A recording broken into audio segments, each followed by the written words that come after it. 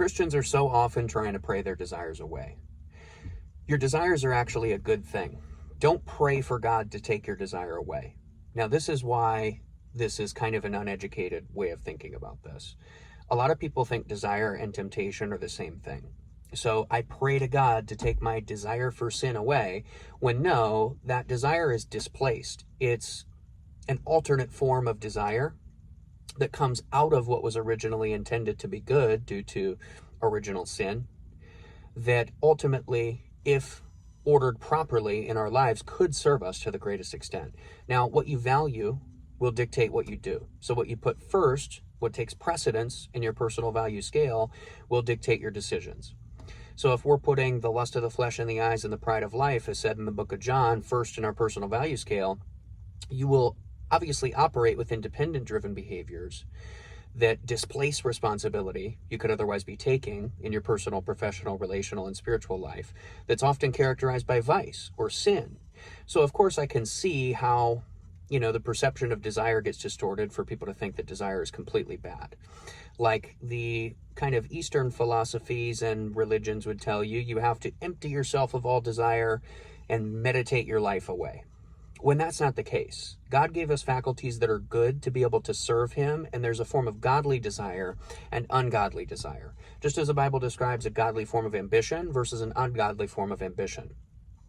So what falls in this dichotomy between dependency versus responsibility are, let's say, instant gratification in the realm of dependency versus delayed gratification in the form of self-responsibility to serve something higher than you.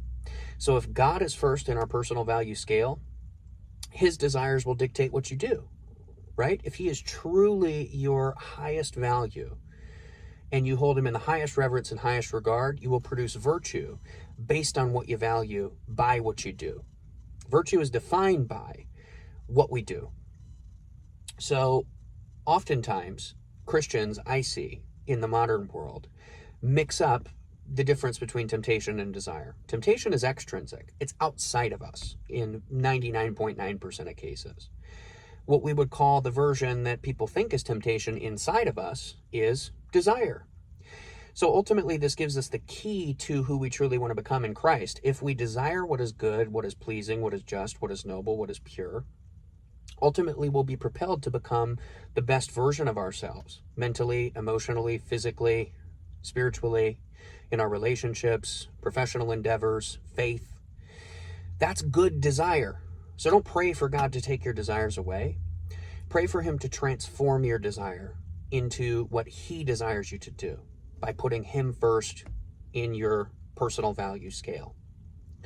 If anything else takes precedence within that at all, that is a sinful desire. That is a negative desire. But the point of this video is there's also good desire that can propel you toward who God truly desires you to be in Christ. You're not to pray away your desire, nor is he going to take it from you. Often the desire for lust or the desire for the flesh is something that can be catalyzed to our greatest good, what the devil intended for our detriment, right?